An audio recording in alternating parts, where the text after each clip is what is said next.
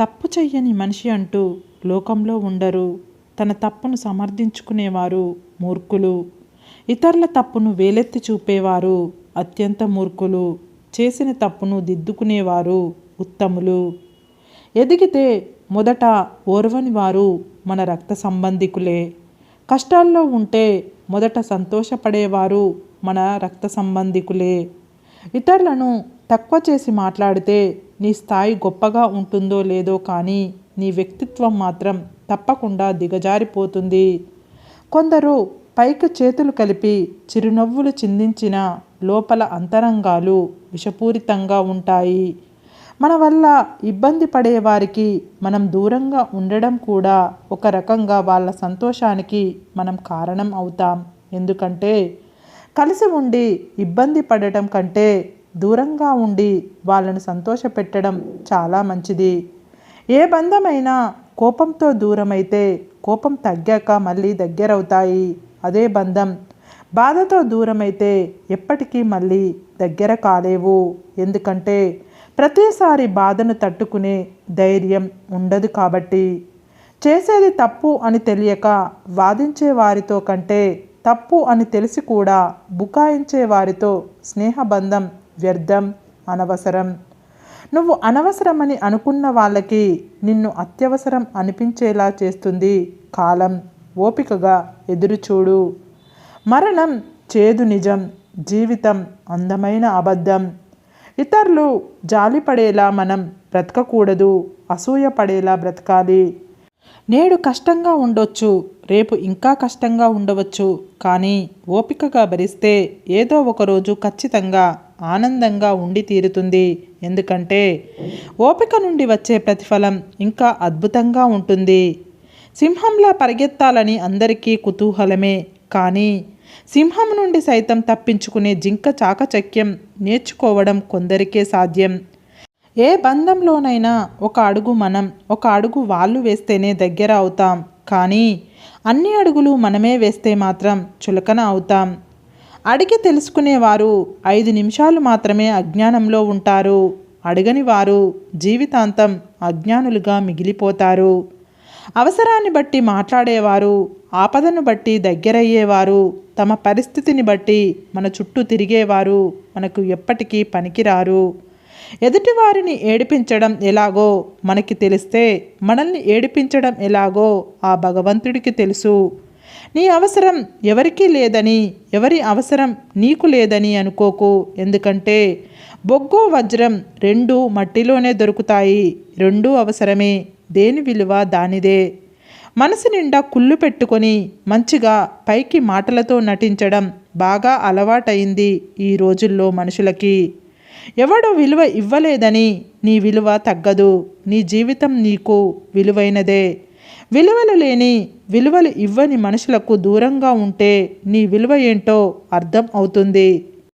నిన్ను ఒకరు వద్దనుకున్నప్పుడు నీవు కూడా వాళ్ళని వద్దు అనుకోవాలి. లేకపోతే నిన్ను కాళ్ళ కింద చెప్పులా చూస్తారు. గుర్తుపెట్టుకో. దేనికి భయపడకుండా ముందుకెళ్తూ ఉండండి. పడిపోతే నేర్చుకోండి, ఎదిగితే ఇతరులకు నేర్పించండి. ఎప్పుడైతే మీ స్థాయిని పెంచుకోవడానికి ఎదుటివారి స్థాయిని తగ్గించి మాట్లాడుతారో ఆ క్షణమే ఎదుటివారి దృష్టిలో నీ స్థాయి పాతాళానికి దిగజారిపోతుంది. ఎదుగుతున్న వాడిని ఎప్పుడూ తొక్కాలనుకోకండి. అది మొక్కైనా లేక మనిషి అయినా సరే కొంచెం ప్రోత్సహించి చూడండి. ఏదో ఒకరోజు మీకు నీడనిచ్చే స్థాయికి ఎదుగుతుంది. నమ్మిన వాళ్ళని కొట్టడానికి ఏ ఆయుధం అవసరం లేదు. నమ్మకం మీద కొడితే చాలు. సాక్ష్యం లేని గాయం, కనపడని దెబ్బ కొట్టేయొచ్చు. మనం లోపలికి తోసే పదార్థాలు రుచిగా ఉండాలని కోరుకునే మన నాలుక మనం బయటికి తోసే మాటల విషయం గురించి ఆలోచించదు. ఎందుకనో నీవు ఎప్పుడు ఓడిపోతావా, నీవు ఎప్పుడు పడిపోతావా అని నీ శత్రువుల కంటే ఎక్కువగా నీ వాళ్ళు అనుకునే వారే ఎదురు చూస్తారు. దీపం విలువ చీకట్లోనే తెలుస్తుంది. పైసల విలువ పేదరికంలో తెలుస్తుంది.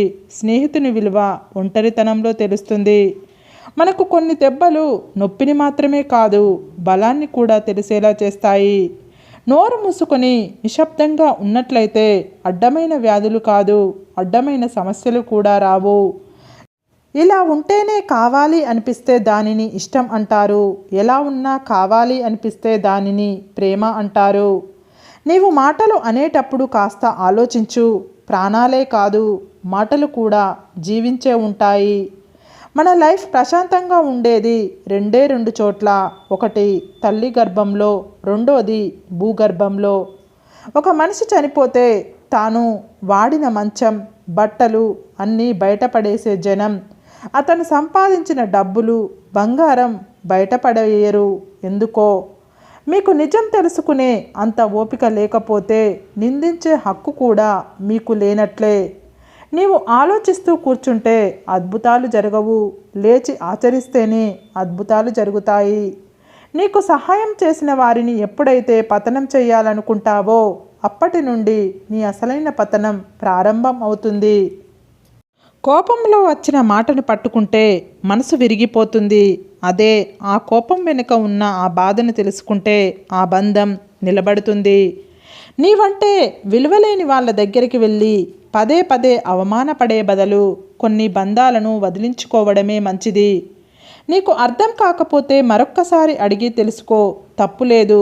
కానీ తప్పుగా అర్థం చేసుకొని అపార్థం చేసుకుంటే మాత్రం నీకు అండగా నిలబడే వాళ్ళే కాదు, నిన్ను అర్థం చేసుకునే వాళ్ళు కూడా నీకు దూరం అవుతారు.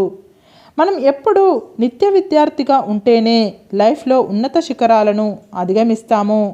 అన్నీ మనకే తెలుసు అనుకుంటే అక్కడే ఉండిపోతాము.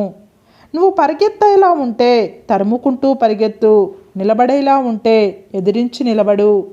అలవాటు అయితే అదుపు చేసుకోవడం కష్టం, కానీ ఆచరిస్తే అనుకున్నది సాధించడం కష్టం కాదు. మనం చిమ్మ చీకటిలో ఉన్నప్పుడు ఒక చిన్న వెలుగు కనిపిస్తే ఎంత ధైర్యంగా ఉంటుందో, మనం కష్టాల్లో ఉన్నప్పుడు మనల్ని ఓదార్చే ఒక వ్యక్తి మనతో ఉంటే అంతే ధైర్యంగా ఉంటుంది. ఈ లోకం మనీ మీద నడుస్తుంది, అంతేకాని మనిషి మాట మీద కాదు. మీరు ఎవ్వరిని గుడ్డిగా నమ్మకూడదు. నమ్మకం ఎక్కడ ఉంటుందో మోసం కూడా అక్కడే ఉంటుంది. కొందరు మాటలు ఎప్పటికీ మర్చిపోకూడదు. అన్నోడికి విన్నోడికి బాధ అర్థమయ్యేలా సమాధానం చెప్పి తీరాలి. తప్పు జరిగినప్పుడు సరిచేసుకోవడానికి ప్రయత్నం చేయాలి, అంతేకాని తప్పును సమర్థించకూడదు. మనిషి అన్న వాళ్ళు కష్టాలకు దూరంగా ఉండాలి అనుకుంటారు. మనసున్న వాళ్ళు కష్టాల్లో ఉన్నవారికి దగ్గరగా ఉండాలి అనుకుంటారు. నీ సౌందర్యం, యవ్వనం అన్నీ అదృశ్యమవుతాయి. నీ సంపద, జీవితం మాయమవుతాయి. కానీ నీవు చేసిన మంచి చెడులే నీ వెంట వస్తాయి.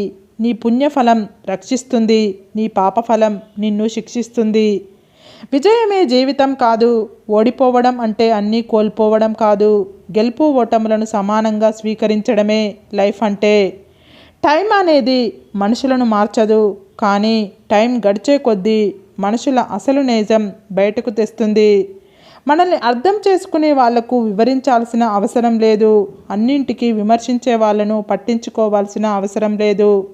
సరే ఫ్రెండ్స్, ఈ వీడియో కనుక మీకు నచ్చినట్లయితే ఇలాంటి మంచి వీడియోల కోసం మా ఛానల్ని లైక్ చేసి మీ ఫ్రెండ్స్ రిలేటివ్స్కి షేర్ చేసి తప్పకుండా సబ్స్క్రైబ్ చేసుకోండి. సబ్స్క్రైబ్ చేసుకున్న వెంటనే పక్కనున్న బెల్ ఐకాన్ని క్లిక్ చేయండి. Bye friends.